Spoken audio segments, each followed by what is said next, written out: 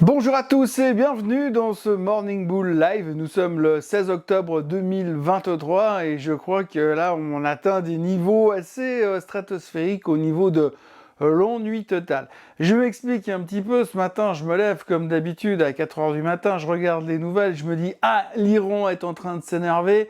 On s'inquiète au niveau du pétrole et conséquences que ça pourrait avoir sur le pétrole. On se dit que les tensions sont en train d'augmenter. Je me dis bon bah nickel, on va avoir une journée où ça va bouger un petit peu. J'allume mes écrans de trading, je regarde ce que font les futurs et je me rends compte que les futurs font strictement rien et que le pétrole n'a pas bougé depuis vendredi soir. Donc je me dis mais qu'est-ce que j'ai raté?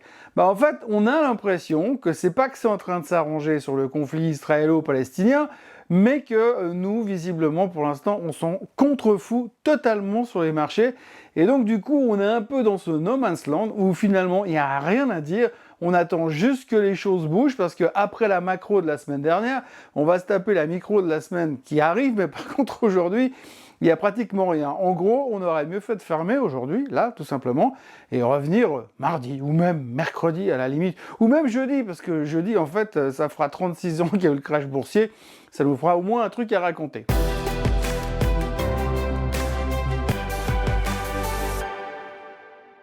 Donc voilà, si on veut bien comprendre comment fonctionne le marché aujourd'hui, ce qu'il faut se dire, c'est que l'un dans l'autre, ce que l'on fait, c'est qu'on se dit, ok, dimanche et lundi, on peut s'occuper du conflit israélo-palestinien, et puis à partir de mardi, on s'occupe du reste. Alors pour l'instant, finalement, on s'est dit, bah les Iraniens s'énervent et menacent, ok, donc le pétrole devrait bouger, mais il bouge pas. Le stress généré par les menaces des Iraniens, visiblement, sont absolument pas pris au sérieux.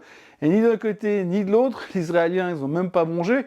Et de l'autre côté, pour rajouter dans les mauvaises nouvelles de ce qui se passe dans la région, il y a Joe Biden qui a annoncé qu'il voulait en plus aller en visite en Israël. On se dit, bah comme ça, ils n'ont pas assez de problèmes, il faut en plus envoyer Joe Biden là-bas. Bref, donc du coup, on parle beaucoup de géopolitique, on voit pas trop où c'est que ça va nous mener tant que rien ne bouge. Et le pétrole ne bouge pas pour l'instant, et c'est très très calme. Alors qu'on avait, quelque part, on a l'impression qu'on a quand même quelque part des gens qui sont au bord d'un feu de camp avec un bidon d'essence, et que pour l'instant le bouchon est ouvert, mais personne n'a encore osé jeter le bidon d'essence dessus. Et les marchés, pour l'instant, ils se disent, bah, comme d'habitude, bah, jusque-là, tout va bien. Donc, l'aspect, finalement, géopolitique, on s'en tape. Globalement, ça ne nous intéresse pas. Reste l'aspect macro, mais l'aspect macro, il date de la semaine dernière, donc on sait qu'on a eu le PPI, le CPI qui sont pas top, que la croissance des prix ralentit, mais que ça monte quand même toujours un petit peu, que finalement la Fed, on sait maintenant à 180% de chances qu'ils vont ne rien faire le 31 octobre et le 1er novembre.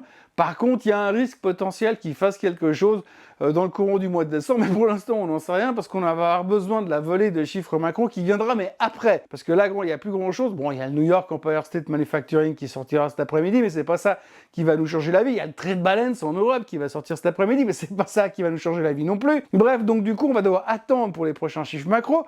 À partir de la fin de semaine, il y aura la black period parce qu'ensuite, il y aura le meeting de la Fed et que les mecs de la Fed, ils n'ont pas le droit de parler, donc on n'aura même pas droit à des discours. Je crois, sauf erreur, que jeudi après-midi, Powell parlera. Donc peut-être ça viendra mettre un petit peu d'ambiance, mais pour l'instant, on a vraiment l'impression que la seule chose qui nous reste à attendre, eh bien, c'est les résultats du trimestre. Alors les chiffres du trimestre, pour l'instant, ils sont plutôt bien pris. On a vu globalement que depuis le début des publications, jeudi, vendredi de la semaine dernière, les bons chiffres sont des mauvais chiffres et les mauvais chiffres sont des bons chiffres. Donc comme d'habitude, ça nous laisse beaucoup de place à l'interprétation et finalement, aujourd'hui, on ne sait pas trop à quoi s'attendre. Alors là, on va avoir le reste des bancaires qui vont sortir à partir de demain. Et puis ensuite, on va pouvoir commencer à parler d'une ébauche de technologie, puisqu'on aura bien évidemment Netflix, qui fait quand même partie un peu du monde de la techno, et puis ensuite Tesla, qui bien évidemment fait partie des Magnificent Seven. Mais alors là, Tesla, ce sera assez intéressant, parce que je vous rappelle, les ventes n'étaient pas terribles, les marges sont sous pression, donc on verra un petit peu comment ça va être interprété.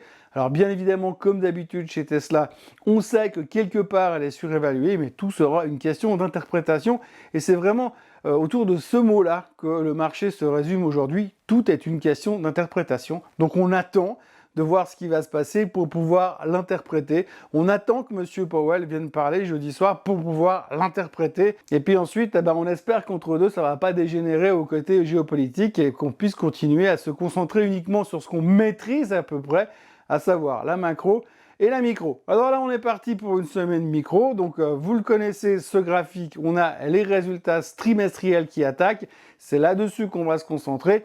Mais pour l'instant, j'ai quand même un peu l'impression qu'on est en mode patte arrière, starting block. On est prêt à bouger.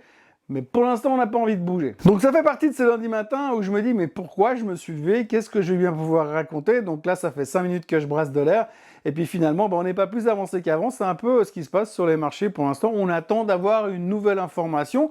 En temps normal, j'ai envie de dire que par rapport à ce qu'on a vu comme nouvelle géopolitique ce week-end, on pourrait s'attendre à un petit peu plus de volatilité, mais on a l'impression qu'on est posé en équilibre et on cherche le point qui va nous permettre de soit nous stabiliser, soit carrément de tomber. Donc on est un peu dans ce milieu là où rien ne se passe et ça laisse généralement présager que il va se passer quelque chose. Alors pour l'instant, effectivement, on peut en parler pendant des heures, on peut se dire « Oui, mais jeudi, ça fera 36 ans qu'il y a eu le crash boursier ».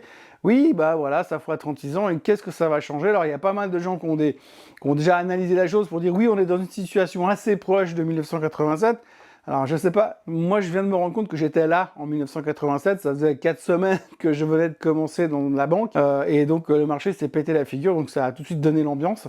Donc évidemment, je n'y étais pour rien à cette époque-là, j'y suis toujours pour rien aujourd'hui, mais par contre je me suis rendu compte que ça fait 36 ans et que j'étais déjà là, et ça, par contre, ça fout les jetons. Bref, tout ça pour vous dire que ce matin, je vais probablement atteindre le morning bull le plus court de l'histoire, depuis les 3 ans que je suis là, parce que franchement, il n'y a pas grand chose à dire et ça sert à rien que je vous raconte encore plus d'histoires. Donc, rappelez-vous, résultats trimestriels qui commencent à partir d'aujourd'hui vraiment, mais les gros vont attaquer demain, mardi, mercredi, jeudi, ce sera chaud patate, et ça se calmera un peu vendredi comme d'habitude. Et les chiffres macro, il n'y a pas grand-chose, mais par contre, il y aura quand même les retail sales cette semaine, il ne faudra pas oublier d'en parler, parce que jusqu'à maintenant, c'est très fort, et on regarde toujours le fait, parce qu'on se dit, si les retail sales ralentissent, ça voudrait dire que le consommateur est en train de lâcher. Et puis, M. Powell, qui devrait parler en fin de semaine, je dis devrait, parce qu'on ne sait jamais avec lui, il devrait parler jeudi soir, ça vous donnera un petit peu de quoi aller assaisonner la soupe pour la fin de semaine. Mais pour l'instant, on surveille la géopolitique, on surveille le prix du pétrole, on surveille, mais on ne fait pas grand-chose. Voilà, en ce qui me concerne, je vous encourage quand même, malgré que j'avais pas grand-chose à dire ce matin, à liker cette vidéo, ou pas, c'est égal, et puis à la partager, ou pas, c'est égal. Par contre, il faut absolument vous abonner à la chaîne Swissquote en français, si ce n'est pas encore fait. Moi, je vous retrouve bien évidemment demain, avec certainement, j'espère, plus de choses à dire qu'aujourd'hui. D'ici là, je vous souhaite un excellent lundi, un très bon début de semaine et à demain. Bye bye.